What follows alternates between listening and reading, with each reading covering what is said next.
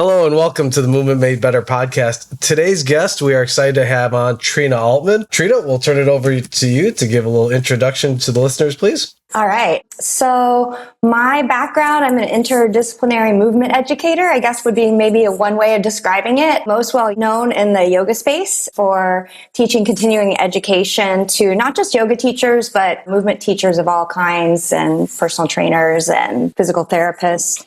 So I guess I'm one of those people who, and I know you all are too, I think I'm pretty good at giving permission to people to break the rules. So a lot of people come to me, they've studied one method and they haven't yet explored other ways of moving or other ways of teaching. And so I share a lot of that in the book that I wrote, in all the continuing education courses that I teach. And I like encouraging teachers to get curious and use their critical thinking skills rather than just following rules that they were given in maybe the initial training they took. Yeah, we see a lot of that in regards to critical thinking. There's a big lack of it. People just want to stick to what they know and that's it. Yeah. And I think a lot of that comes out of, at least in the group fitness space, if you're only teaching group classes, right? It's not tailored to an individual. It can't be. But then suddenly you have all these questions, like somebody came up to me after class and is asking me why their arm hurt during this one movement we did. And I just don't know what to say.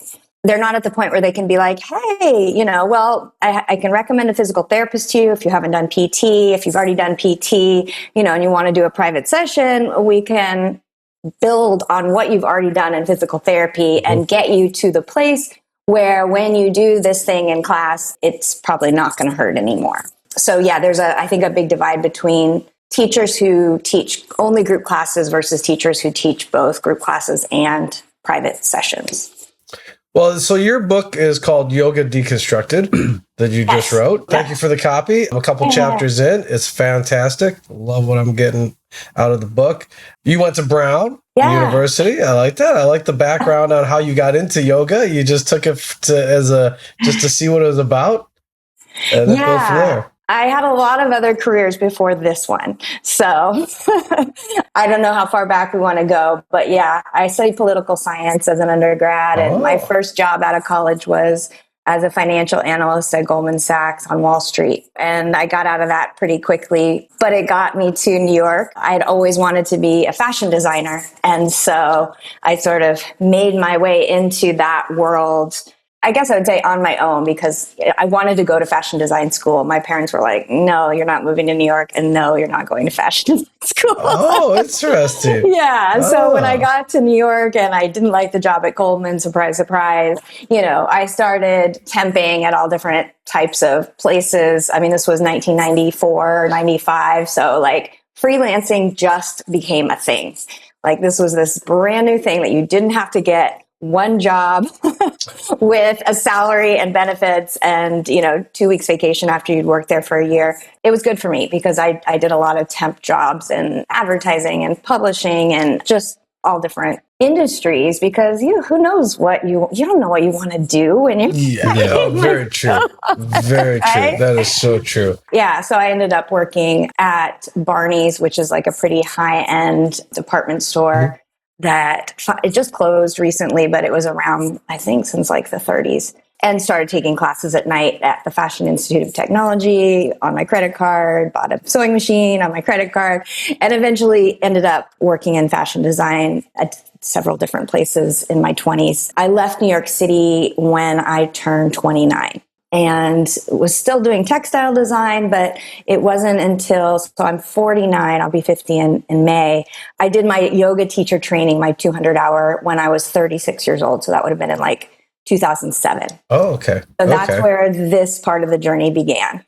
Yeah. Oh, very nice. Very nice. Yeah. I like in the book where you talk about, first of all, making sure that today's yoga is really, most people aren't prepared for it. It's just not something that they're used to. So the rate of injuries, that was a very surprising thing to Neil and I when we read that. But that took us by surprise big time. Yeah. And you know how, what is an injury? What is pain? Injuries are so multifactorial. But yeah, I think the main thing was once I started teaching and I got out there and I realized like, okay, all these people in my class don't do any exercise at all for the most part. Unlike, say, if you're a personal trainer and people are, not all people that do personal training, but a lot of them are like athletic and they're like, I want to get better at this or that or faster or stronger or whatever. And a lot of people who come to yoga, it's either they're hypermobile and so they're good at it, which was me. Or their doctor said, oh, well, whatever they went to their doctor for because it's hurting in their body. Why don't you try yoga? And most of them had been sitting at a desk all day long and yoga was their only movement. And so, yeah, it was like, okay, how is this hot power vinyasa flow going to help them at this point, right? Again, there's nothing wrong with hot power vinyasa flow. Like, it's just not for everybody, but that was the most popular type of yoga at the time when I got out of my teacher training. And so, yeah, I was just kind of figuring out, I ended up doing a Pilates teacher training after that. And that was what really, I learned biomechanics and kinesiology concepts and started working one-on-one with people because it's not so much now, but for a very long time, I'd say up until about maybe 4 or 5 years ago, if you went to a Pilates studio, you had to take a private session before you were allowed into the group class. And the group class, on the equipment was usually maximum of 5 people. So like 5 reformers or, So I love that because people who come to Pilates tend to be like super perfectionist type A. And controlling. It's like, the background of Pilates a lot of it, the elders were in the dance world. It started in New York City. Joseph Pilates is German, and not like my last name is German. So I'm not saying like, but a lot of yoga people, I would say a lot of yoga teachers are recovering type A's. Because a lot of these teachers are usually just type A's. And so it was great because I could teach the down regulating stuff I learned from yoga to the Pilates people, but I could teach to the yoga people some of the things I was learning in Pilates that were a little more in line with building strength, body awareness that wasn't quite such huge ranges of motion, equipment, because with feedback, there's the springs and the pulleys and all kinds of, that's why I love stick mobility. It's like, I'm always trying to, people I think do the best when they have something that they can pull or they can push or they can touch, right? Like external cues. And with yoga, it was like, okay, well, we've got blocks, blankets, and maybe a strap. Let's see what we can, And then the cueing in Pilates and yoga tends to be a lot of internal cues, which is, for somebody like me, I didn't understand any of it because being hypermobile, you don't have good proprioception at all, right? Like you lift your arm up and it goes behind your head. You're like, it's back there? I didn't know it was back there. Yeah, very true. Very true. Yes. But other people would come and didn't have a lot of proprioception just because they weren't moving a lot or they hadn't ever moved a lot as kids. So I spent a lot of time taking things I learned from the Pilates world as well as somatics world, but also FRC. And then when I was introduced to you, I was like, this is amazing because this is, for me, I think it's so much better than FRC because it's like FRC with a stick and more because I don't have to tell people like make fists with your hands and create as much tension as you can. Because they're like, excuse me, we're here to stretch. But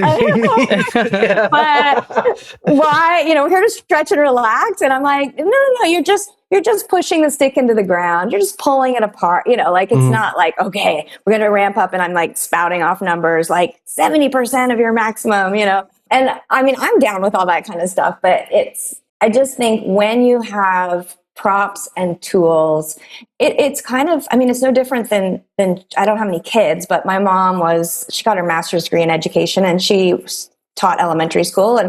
And so it's like, if the kids I went to Montessori and I remember like, imagine if the kids, like all they have are textbooks and desks, right? And there's no other, like there's no recess, there's no play, there's no other just things that are teaching them in ways besides, say, didactic, which is a lot of what can happen, I think, in group fitness, especially in Pilates and yoga. There's sort of methods that are like, you should never demonstrate, you should only walk around and talk, Oh. And I'm like, really? Because I'm an artist and a visual learner. And so like, if you just start telling me to like smile my collarbones open, I have no idea what that means. I haven't heard that one. Yeah. Smile your collarbones open. I mean, interesting. Let your collar, or what? I guess like open your collarbones, and I'm like, I didn't know they closed. Like I'm one of those people where I'm like very literal. And so yeah, I'm sure it's just like what you do. Like the joy of it is solving problems and helping people and using, your critical thinking skills to do that, rather than just like learning something and then regurgitating it. At least for me. So well, because the other thing too, in the first part of it was talking about with hypermobility, dealing with pain with the hypermobility, which I don't know if a lot of the general population really perceives that as an issue for people with hypermobility. Right. Yeah. And most everyone who's hypermobile, they need to strength train. But that hasn't been in the culture at all. Like it's not in the culture for women, period, to strength train because of all the reasons why I go down that rabbit hole. But, but yeah, I mean, hypermobile people from a young age, I'm hoping this is changing. But, I was born in 72. So there was no cross training. There was no, it was like, oh, you're flexible. Let's send you to gymnastics or let's send you to dance. And then, of course, eventually, or you're trying to learn a skill. And so you would just practice that skill over and over and over again. Yeah. And then like hopes and prayers that you'd eventually be able to do it. And there's so much more that we know now, but I'm sure as you all know, it usually takes a good 20 years for like what's happening in the research and what's happening in the athletic space and the clinical space to get to the general public. And so even though, you all are teaching coaches and teachers, and I'm teaching coaches and teachers, we're also all teaching Gen Pop. It's a lot of times an uphill battle because we're fighting against everything they've read, for years and years of like, it's dangerous to lift your arm higher than shoulder height. You'll impinge, right? I mean, my husband is a musculoskeletal radiologist. He's an MD, and that's what he was taught in medical school. Oh, wow. Oh, really? Yeah. I like, don't bend your knees, past 90 degrees because it's bad for them. Yes. So it's not just Gen Pop. It's wow. So it's in the course curriculum. When the general population hears it from their MD, that's it right there. This is the law. Well, and then if it's confirmed, I mean, my husband now, like, he just got his deadlift PR of 250 pounds. And I mean, he's a guy that's like, he just loves having his head in the books all the time. Like, he's super introverted, would never played sports. I was like, what'd you do on the playground? He's like, I just sat and watched the other people play. But like, he's been with me for almost 20 years now. And so change can happen. Like he's pretty embodied in a lot of ways now, but it's just because he's lived with me. He would, if I told him to do these things, he would say no. He only does them because he sees me doing them and the benefit of them, or he's competing with me. You guys have your deadlift offs in the garage. Yeah. When I came home and I was like, I PR'd my deadlift today at 135, and he had been saying, he was working with a personal trainer. I would never do deadlifting. That's so dangerous, because he sees MRIs, CT scans, and x-rays all day long. That's all he does. In addition to teaching the residents. And so he's seeing like the worst of the worst, like the guy that tore his pec off the bone doing a bench press, So that's the tough part, because that's when all he sees is that's at the forefront of his thought process all the time. Yeah. And until you experience it in your own body as well, like somebody can tell you like, no, there's this thing and it's, progressive overload and graded exposure. And you do everything incrementally. And, but it doesn't make sense until they have that experience, I think, especially people who take group fitness classes, because they just know what's taught in the group fitness class, right? So say the group fitness class is like a HIIT class and you do kettlebell stuff and burpees and push-ups and whatever. And they're like, well, that's what I need to be able to do. And it's like, well, yeah, there's a lot of things that are prerequisites to those things that you don't even know exist because this is all you've been exposed to. It's like you alluded to in the book as far as comparative training or making sure the client or the attendee wants to do what they see the extreme being or the end product, so to speak. Yes. Even though they're not even close to being able to do that stuff. Right. Or the people on the other end of the spectrum, which is, I think I took a continuing education course with Jules Mitchell and Catherine Cowie. Actually, Catherine's in Northern California. She's a personal trainer that specializes in hypermobility, and she's phenomenal. Okay. Definitely have her on the podcast. Yes. And I'm pretty sure, this is a while ago, but it was something like, and I'm going to say the number wrong because I'm so bad with numbers, but it was something insane, like 80% of hypermobile people self-select for yoga, or I don't know, 20%. I can't remember. Some crazy number of like how many people are hypermobile that come to yoga class. Yes. And so they can, I was that person. I could do all the poses and feel no stretch at all. And so you keep doing that and then you have pain. And then you go to, physical therapy and you do hopefully, and you do the physical therapy exercises, hopefully. And a lot of people stop there. Right. And then they just get on that like train of where they're just bouncing back and forth between stretching all the time and PT and only strengthening with stretchy bands. And so, the book is all about how I teach group classes, which is, starting with some down regulation. I'll never forget, like when I went through PT, that was actually the first session. And I was cracking up because my PT, he's awesome. Shout out to Sean Hampton. All he had me do, he like put his fingers on my ribs and told me to breathe. And, I'm a yoga teacher, so I teach people how to breathe.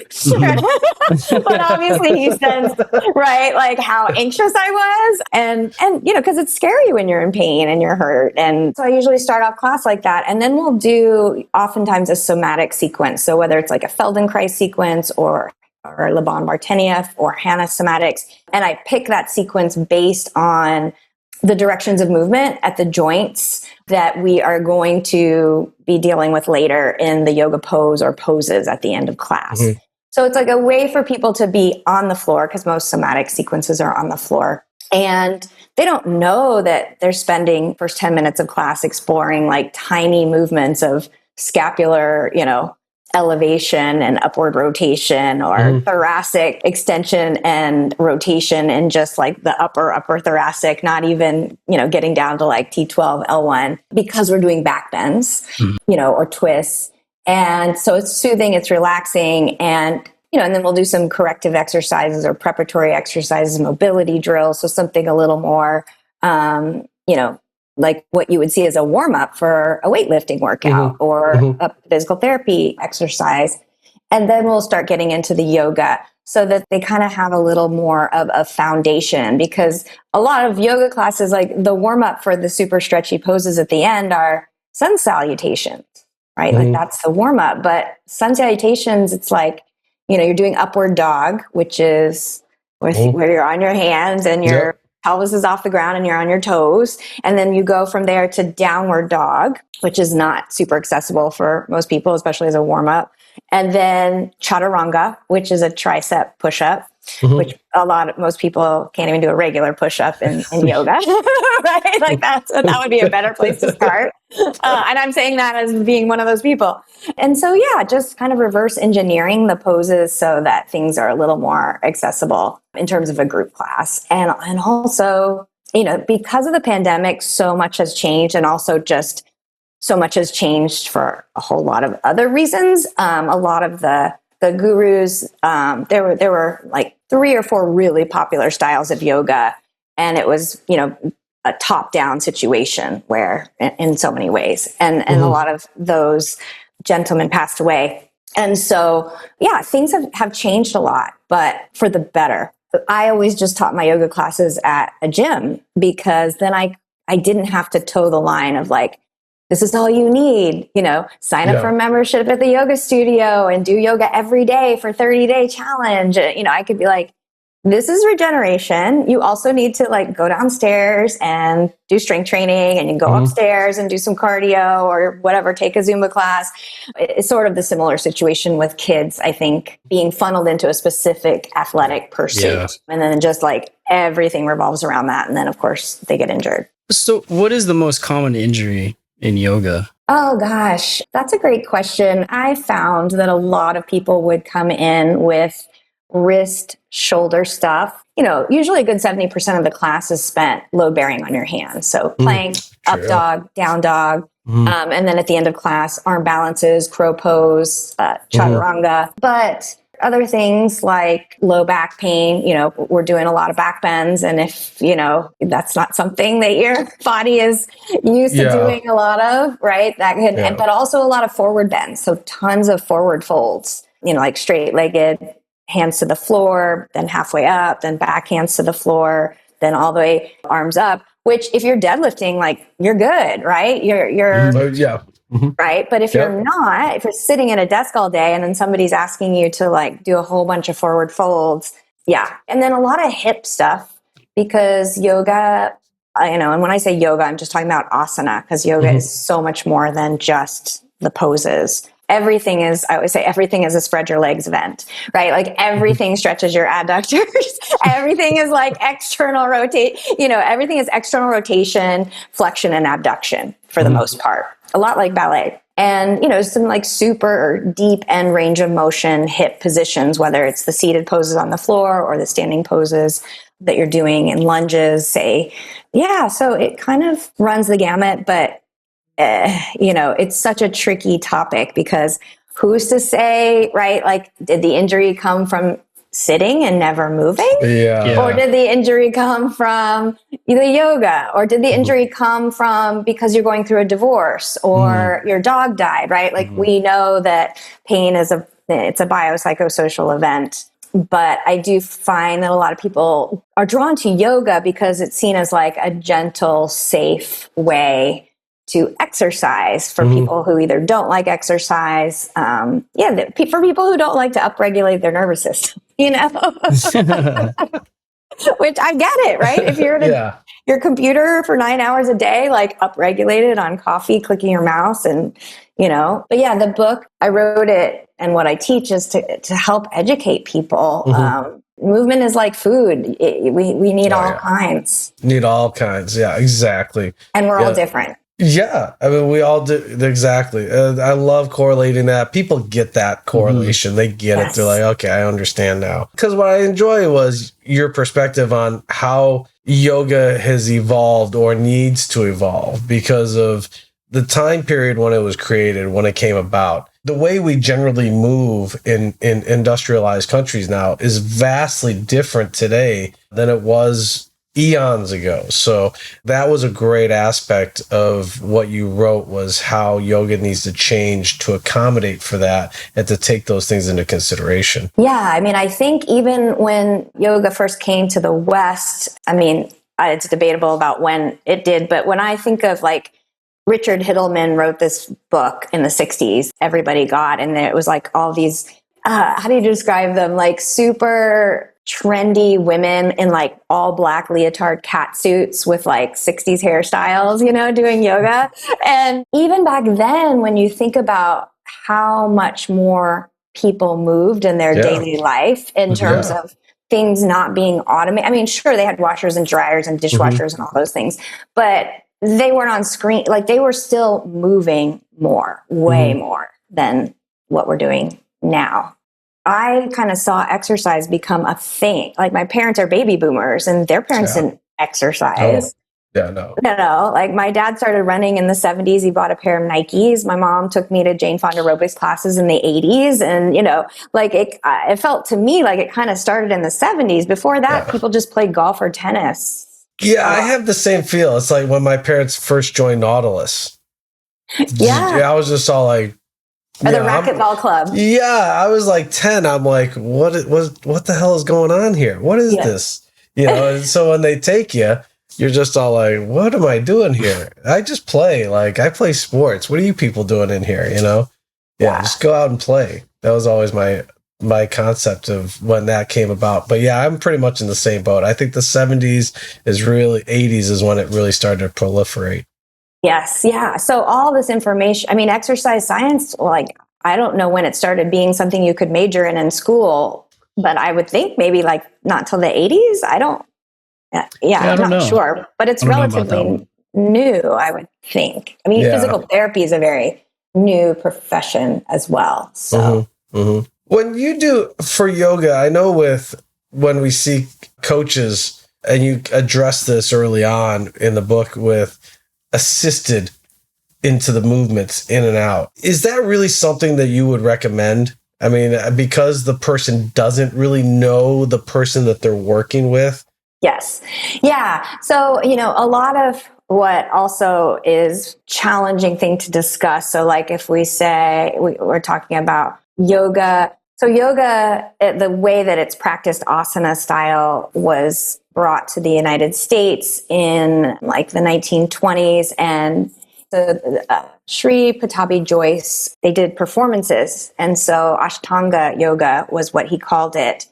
And they were like young 13-year-old boys. And the breathing was counted to like everything was, I think, 5 breaths so that the choreography would be correct. And a lot of these performances, like you would see like one boy in a seated forward fold with another one standing on top of him, and out of that, so there's Iyengar lineage. And then in terms of what became popular in the West, Ashtanga lineage, and then several others, but those were the 2 main ones. And both of them, those 2 gentlemen had, it's been so long. There's a lot of really good books on all the history, but it's been a while since I've read them all.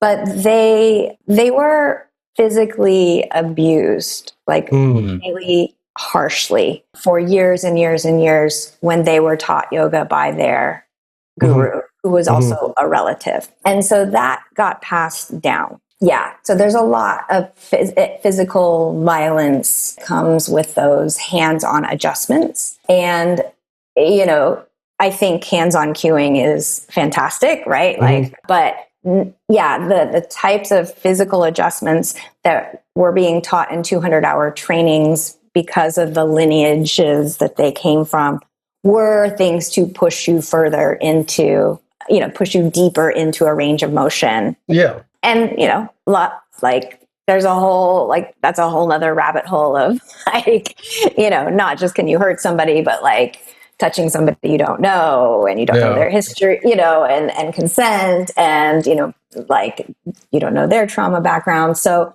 the way this book came about is it was in 2016 and I was in a Facebook group with 20,000 people.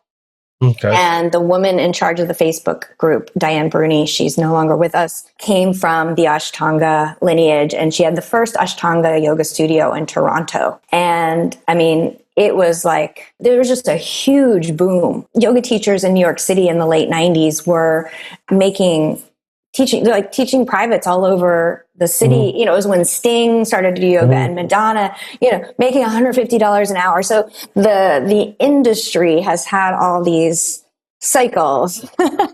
And I don't know how far we want to go down the rabbit hole of all the abuse and all that. But COVID changed a lot of that for the better, because I think there were a lot of studio owners that really there were teachers that would come take continuing education courses with me and be like, the studio owner will fire me if I don't give hands-on assists. We're supposed to touch every single person, and that makes me uncomfortable.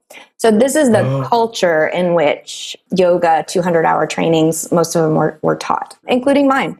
And I had a wonderful experience, and it was not the Ashtanga lineage, it was Iyengar, and but again, it kind of comes to critical thinking skills, right? So if somebody learns that and maybe hasn't done any therapy, they might understand that somebody might not want some random person that they just paid $15 for a class that has, and there's no regulation either in yoga. Yeah. Right. So the barrier to entry is very low, Yeah, because the whole thing is applying pressure to somebody's ribs, but giving a little bit too much pressure can result in some serious issues. So that whole type of thing of of knowing really how to regulate that is it takes years of experience. Yeah, and there's no conversation in a group class. So like in a private session, say you're working with somebody one-on-one and maybe, you're doing like book openers, so like a supine twist. And, you could say to them, hey, I think if I, just gently press right here and you take a breath in and then exhale it out, you might get like, I don't know, another centimeter or two worth of rotation and it might feel really good. Are you comfortable with that? Let's try it. Do you want to try it? And they can say yes or no. And I mean, a lot of my clients have been with me for 8 or 9 years. We moved here 10 or 11 years ago. But in a group class, Yeah, it's hard. Right? You don't know anything. There's no intake form. Like for a private session, right? They fill out the intake form, all their surgeries, all their, why are they coming to you? What is their goal? So yeah, I think that everybody being forced to be online with their group yoga classes, because I would say things when I would teach in person before the pandemic, reminding people over and over, you're the boss of your body. Like just because I say to do something doesn't mean you need to do it or you should do it. Like this is a group class and I don't know you that well. And again, going back to a lot of the sort of authoritarian sort of guru top down culture in which yoga and Pilates has the same thing as well. So Joseph was pretty, like there's a lot of videos. Like just boom. I mean, like where somebody's doing a forward fold and he's got his hand on their head going like, chung, chung, because I mean, it was the times too. Right? Yeah, it was, yes. I think when I was in public school in the 70s, I remember one of my teachers had like one of those wooden paddles, at some point. I think that was first grade. So it was outlawed, right? That you couldn't hit kids in public school. Yeah, corporal punishment was a thing back in the day. But before that, it was a thing. It was. Yeah, it was. And so Pilates too, because of the dance background, especially ballet specifically, teachers hitting the ballet students with a stick. And so that got translated into Pilates. So yeah, I wrote the book for many, many reasons. There's that whole chapter on pain science and a lot about being aware of trauma and also yoga teachers get asked all kinds of questions after class that they, like a question you would ask your therapist or a question you would ask your physical therapist or a question you would ask your orthopedist. For some reason, there's this sense of, I guess because you do Shavasana, you're relaxed at the end of class.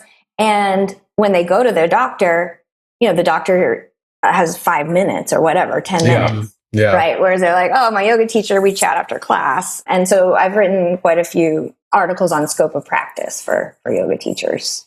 Gotcha. Yeah. Well, that's very good. Well, I know the one thing that we chatted about a couple weeks ago that you chimed in on was lever lengths and limb lengths. Yes. And it was great for you to follow up on that because it's like, somebody's listening to that. So it is that what we're born with is really important to take into consideration in how we train and how we move. Yeah. I mean, I've had clients, Pilates private clients, that have, she had very short waist. So like not much space at all between the bottom of her rib cage and the top of her pelvis and like super long arms and legs. There's, like V-ups would be the fitness term. In Pilates, they call it the teaser. In yoga, it's called boat pose. You're like lying on your back. It's kind of like a hollow body hold, but you go up and down. And she's like, why is it so hard for me? I've been doing Pilates. And I'm like, girl, you got legs that go on for miles and your torso is like this big, my torso is super long and I have short legs. It matters. Like this stuff matters, but it's not really discussed or taught. Yeah, because the amount of torque that those different levers create, and plus just simple range of motion, how far your arm extends away from your midline dictates a lot, or how far your leg extends away from your midline dictates a lot. Even like what we talked about, the relationship of the size difference between the upper and lower leg bones. If you got a lower leg bone that's actually a little bit longer or equal distance to the femur, well, that changes a lot of different things. Right. Yeah. Yeah. It's the same thing in the yoga space as in the strength and conditioning where, people are like, oh, everyone should squat this way. And like, that's what they've heard, and then they suddenly have a client that's got like super long femur bones and short waisted. And they're like, like, am I right? Right. They're not doing it like the picture in the book or like the person demoing it in my training and not knowing that that's okay. Like that's it. Yeah, I think that's something that we would like to see taught a little bit more, especially to the incoming newbies into the industry. That should be a really significant part of their education is really taking into consideration the structural components of their clients, of their individuals. Yeah, and how can they adapt, the movement to that person right away? Yeah. Yeah. In my continuing education courses, and in the book, so lever length is one of the things, but I travel around teaching and everyone was saying, what's the modification for that pose? What's the modification? Like they had to memorize a modification for every pose. And I'm like, no. Like you just have to understand these principles. So I wrote it all out, and I was like, okay, there's this thing called, orientation to gravity. So like maybe we can change the orientation to gravity to regress it or progress the pose. Maybe we can close some chains or partially close some chains. So like Warrior 3, which is where you're balancing on one leg and, you're reaching your arms for, it's like a one-legged handstand, but you're, and like, maybe we put your hands on the wall and see, how it feels then if you can't balance but like I'm like, you don't need to memorize that. You just need to understand open chain, closed chain, partially closed chain. Maybe you do partially closed chain with a yoga strap or a stretchy band until the person is ready for that full open chain movement. But those exercise science principles just hadn't quite made it yet into the Pilates and yoga space, except for, say, teachers who did, do an undergrad in exercise science or, were personal trainers as well and worked one-on-one with clients and understood load and all those kinds of things.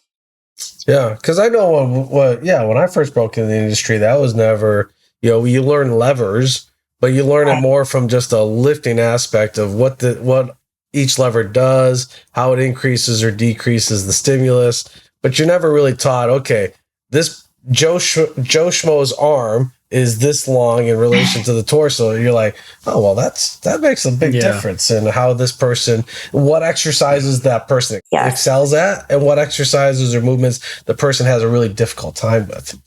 Yeah, absolutely. I mean, in Ashtanga yoga, which was, Patabi Joyce like really kind of mashed together what he learned from Swedish gymnastics and wrestling. But there's this thing called a jump through, and I'm sure it has like everything has a million names and different methods, but say you're in a downward dog and then you like hop your feet up and jump through to a seated position.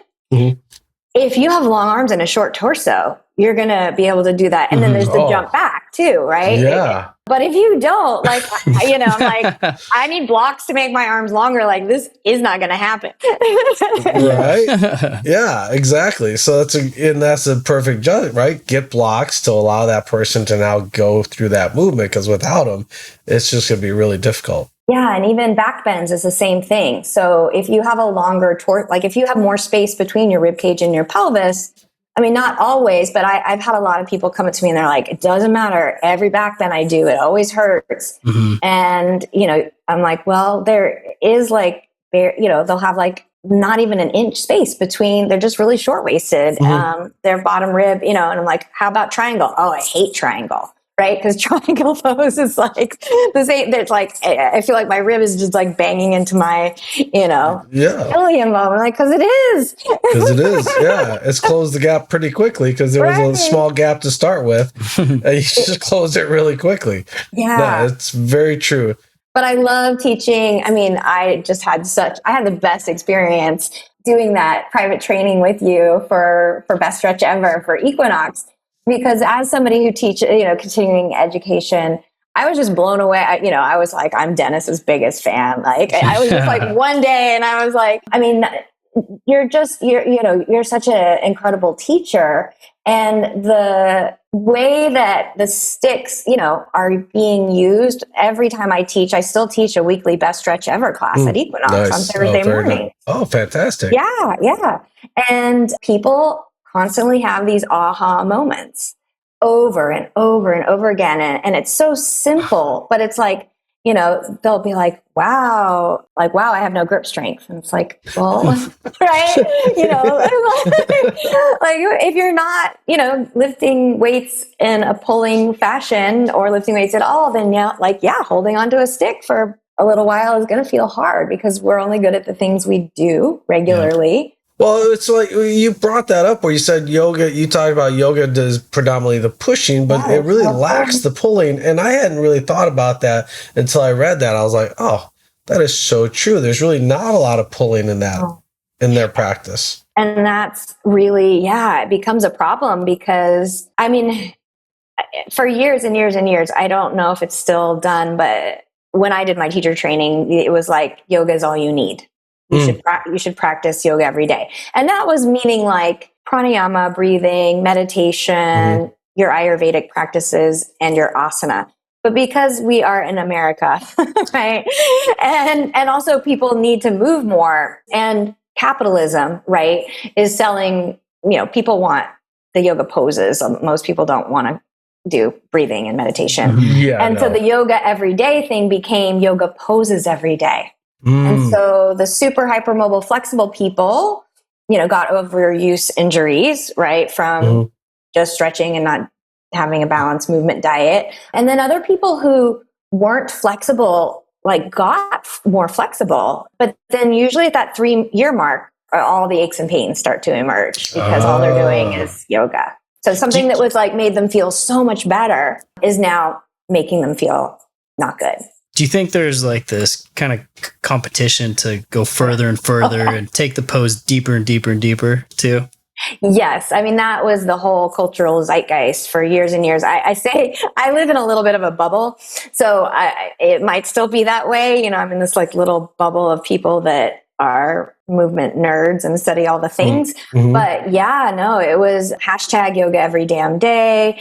All the cues were find your edge and see if you can go just a little bit further, which again, there's nothing wrong with that. But if you're only doing yoga and, you're hearing that. And also, I would guess for somebody who's on the other end of the collagen spectrum, so if you think about I took a training with Robert Schleip and I loved how he described it. He's like, there's temple dancer fascia people and there's Viking fascia people. And then there's this continuum along the way. And so, if you're a Viking fascia person and you just keep pushing and stretching and you're not strengthening as well, then I would think that eventually could be not a good situation for maybe some of your ligaments and tendons, in the same way that it would not be such a good situation for the temple dancer fascia person. Is that trepidation to do strength training amongst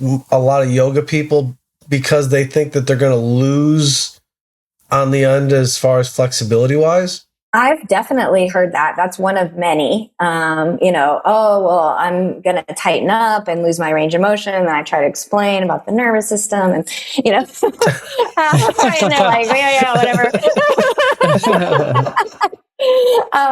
But at least if they're coming to my class, we're sure we do some passive stretching, but a lot of what we do is load-based stretching and also things that are going to challenge their brain. But that's definitely a thing. And I think the other thing would be CrossFit, because for so long it was yoga or CrossFit, right? And so you go to yoga and you either get lucky and it's a good class and it makes sense for your body, or you're in the completely wrong style of yoga and you're like, this is horrible. And then same thing for CrossFit, right? You go to a really good CrossFit box with good coaches and you're like, oh, I could do some straight. Or you go to one and you're like, oh my God, I'm going to kill myself. If I have to hang from rings, what are you talking about? So again, I think the way, movement is marketed and sold, it's tricky because a lot of these brick and mortar places where you want to have a community, right? It becomes your community. Yes. And so you end up doing just that one thing because you get better and better at it. So you spend more time doing more and more of it. And barrier to entry. I've always done strength training. I would go with my mom to the gym with her trainer and like watch what was happening and be like, oh, I could do that. Like, this is, this looks like fun. But like you two, I would see the gym as like a jungle gym, a place to, like, cool. Look at all these things to play with, where most people are like, oh my God, what are these machines? It looks like a dungeon or something scary. Yeah. So I do think there's a lot of barrier to entry for many reasons. Even just finding a personal trainer, say if you want to strength train for me, like I wanted to find a personal trainer, but I knew they had to understand hypermobility. Yeah. That's yes. And that's hard. That was hard to find. Yeah. Yeah. I would think that would be really difficult to find. Yeah. Because it takes me so much longer to get strong because of the huge ranges of motion I have. Yeah. So what does your training week look like? Do you spend more time strength training than practicing yoga? I love moving. So I'm always like slightly embarrassed to say what it is because I do so much movement. So I used to travel all the time to teach. And obviously that I'm supposed to travel. We'll see. I mean, with this new variant, who knows what'll happen. I've booked a bunch of things for January, February, and in April and stuff, but we'll see what happens. And then I used to teach all my private clients at a studio where I would rent by the hour. And so with the pandemic, now I either teach them on Zoom or I have a garage studio. And then same thing with the traveling to teach Con Ed, just like you guys who are traveling all over. I did a lot of that online. So with that being said, every week, I used to only do 2 hours of strength training a week, but now I do 3. Okay. And then I take these, they're like jumping trampoline classes. So, the rebounders, but not the little circle ones. The brand is called Jumping Fitness. And I used to take classes in person. And now I have one at home, and it's the greatest thing because I would drive. It's LA, like 45 minutes each way. And then, you're like dripping with sweat anyways. So I do a couple of those classes each week. And then when things opened back up, I went back to Pilates studio. So I'll take like 1 or 2 reformer classes. And it's crazy because I've been teaching forever. And because of the strength training, like now I'm in like the secret advanced class that they don't put on the schedule that you have to, I know. And I'm like, and it's just because I've gotten stronger because I didn't know Pilates during the pandemic. And then in terms of yoga and mobility, a lot of what I do is prepping for what I teach. So I'm doing stick mobility stuff because I'm thinking about what I'm going to teach to my class on Thursdays. I'm doing, creating yoga deconstructed courses. And I have a lot of online continuing education courses, but then also just my regular classes. So I'm always just like playing around and learning things from other people and putting it together and sharing it with my students, as I know you all do. And I mean, that's like the joy for me is like seeing how things, throwing stuff at the wall and seeing how it sticks. Yeah. So what have you found the biggest benefit from the trampoline? I know it's supposed to be great for like lymphatic flow. Yeah. Well, so the thing is, it's always been hard for me to find a type of cardio that I enjoy. Yes. I did high impact aerobics in the 80s, as I said, like Jane Fonda. But I was like a teenager, so I could jump up and down. I was a competitive cheerleader. So like I was doing, backflips and on basketball courts and, all kinds of crazy stuff. And so then I did step aerobics in the 90s because that was like everyone got hurt doing high impact aerobics. So then it was step aerobics. So then that like went out of style. And so I was doing some HIIT classes at Equinox. But when this jumping studio opened, I was like, and I'll do some like dance classes, but I'm not a dancer. Like I'm not good with choreography.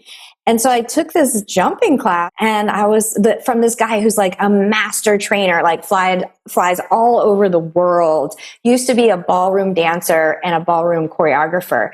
And I know what I love about it, because I've tried other styles, is that it's brain. It's all brain stuff. So it's like quick footwork, all these different, but I can't hurt myself because I'm on the trampoline. So like whenever I take regular dance classes, I'm like, oh shit, I'm going to sprain my ankle. Or like if I keep doing this twerking Zumba thing, my low back is not going to be happy.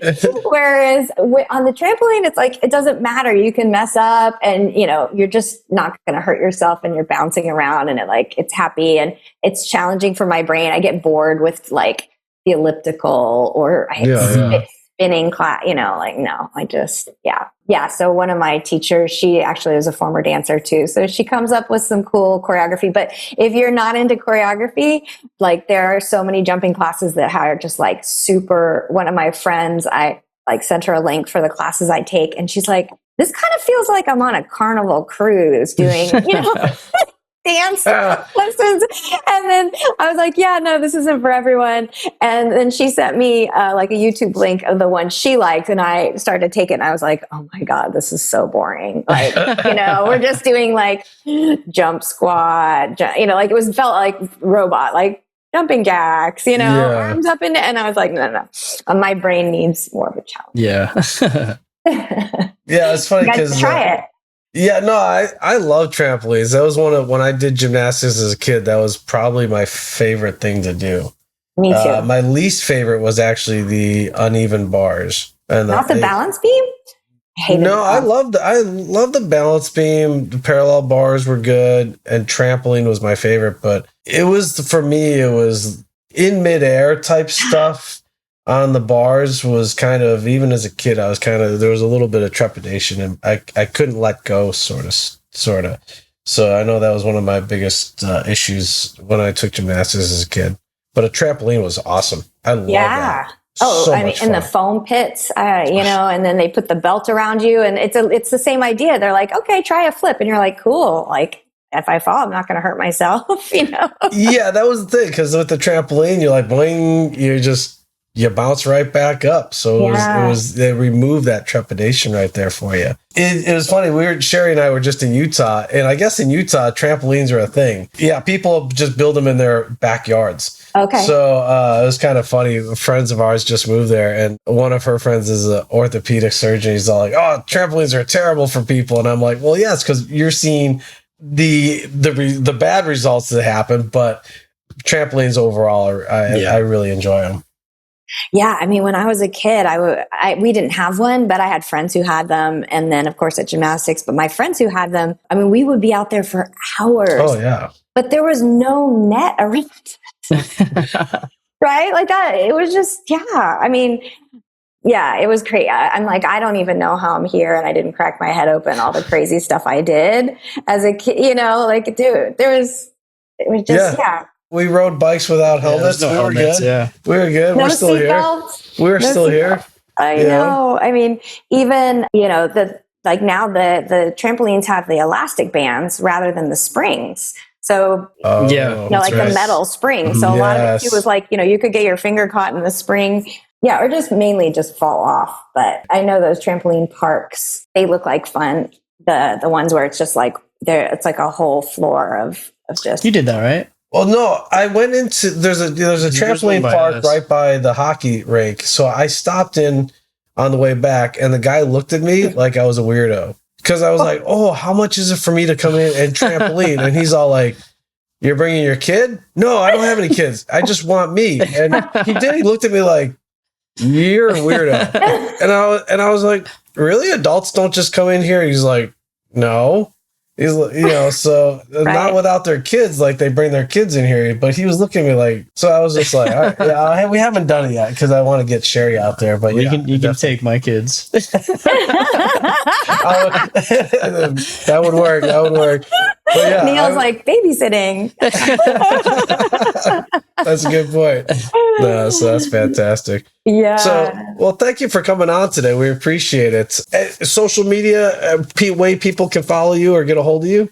Yeah, everything's on my website, which is TrinaAltman.com. And, my Instagram is @TrinaAltman. So all my online continuing education courses are there. All the info for free stuff is there. If you want to sign up for my newsletter, there's like free things. And then I teach classes on Yoga International and Yoga Anytime. So there's like a free code for, I think it's like the first month if you want to do some online. But if you're local in LA too, I always love meeting people in real life. I'm an in real life person. Like that is my jam. Yeah.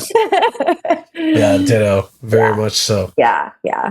Well, thank you, Trina. Thank you. We appreciate your time and your input and your information. It was very valuable. So thank you very much. And to all the listeners out there, until next episode, be good to each other. Thank you for listening to our podcast. Be sure to hit that subscribe button, and whatever platform you're on, either Apple, iTunes, or Spotify, please, if you could leave a review, we'd appreciate that. If you have any questions that we can answer for you, be sure to leave those in the comments also. If you're looking for more information on our education, our products, please go to www.stickmobility.com. And also hit that subscribe button to that YouTube channel, and don't forget our live Instagram classes 3 times a week. If you want to join in, grab your sticks and hit that 45-minute class.